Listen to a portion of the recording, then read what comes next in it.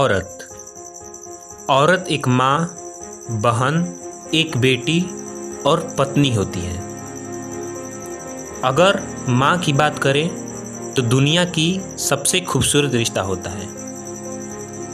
जितना एक इंसान को बनाने में भगवान की भूमिका होती है, उतना ही एक माँ की भी भूमिका होती है।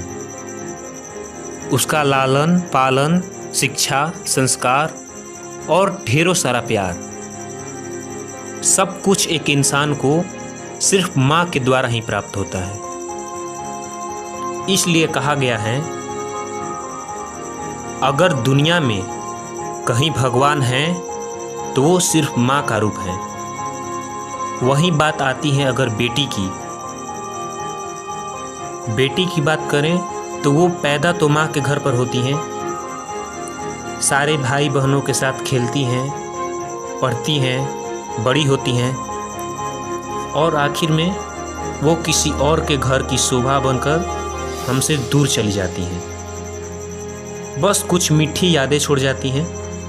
जब तक मायके रहती हैं बड़े प्यार दुलार से रहती हैं, सबको प्यार दुलार से रखती हैं।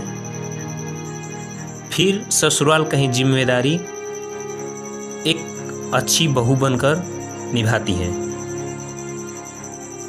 वहीं अगर बहन की बात करें तो बहन भाइयों के लिए आंखों की तारा होती है। उनके लिए सारी दुनिया का प्यार एक तरफ और भाई का प्यार का मोल एक तरफ होता है। भाइयों के साथ लड़ती हैं, झगड़ती हैं, लेकिन उनके झगड़े में भी प्यार साफ दिखाई देता है।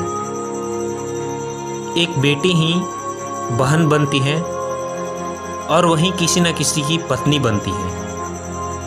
पत्नी का धर्म होता है अपने ससुराल वालों का, अपने हस्बैंड का केयर करना। वो माँ बनती हैं। माँ बनने के बाद उसको सबके साथ साथ अपने बच्चों का भी केयर करना पड़ता है। तो दोस्तों, ये था औरतों का अलग अलग रूप, और ये सभी रूपों का हमारे भारतीय संस्कृति में बहुत इज्जत दी जाती है। लेकिन आजकल के कुछ शहरी लोग, मॉडर्न लड़के लड़कियां, ये सब रिश्तों का कोई वैल्यू नहीं देते। इन सब का उनके लिए कोई महत्व नहीं होता है।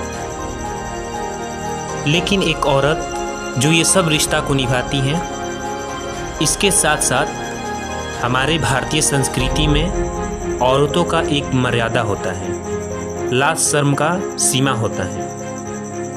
और हमारे देश की औरतें अपने संस्कृति, अपने मान मर्यादा में ही अच्छी लगती हैं, जो कि आजकल ये सब खत्म होती जा रही हैं। औरत भगवान की एक खूबसूरत रचना होती है, जो अपने कर्तव्य को एक माँ के रूप में, बेटी के रूप में, बहू के रूप में, बहन के रूप में या पत्नी के रूप में पूरे प्यार के साथ निभाती है। लेकिन ये सब काम एक औरत तभी करती है जब उसको अपने कर्म, अपनी मर्यादा, लाज शर्म की चेत होती है। अगर कोई औरत अपने मान मर्यादा को पार कर जाए, लाज शर्म त्याग दे और अपने मन की हो जाए, तो आप यकीन मानो वो एक खूंखार जानवर की तरह हो जाती है।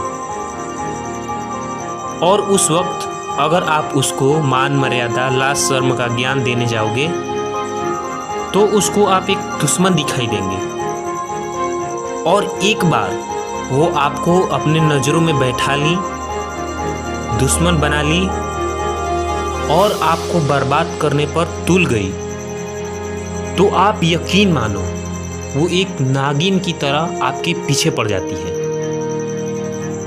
और हर तरह से, चाहे वो राजनीति हो, कूटनीति हो, साम दाम दंड भेद, जादू टोना टोटका, शारीरिक सौंदर्यता, हर तरह की ताकत लगा देती है।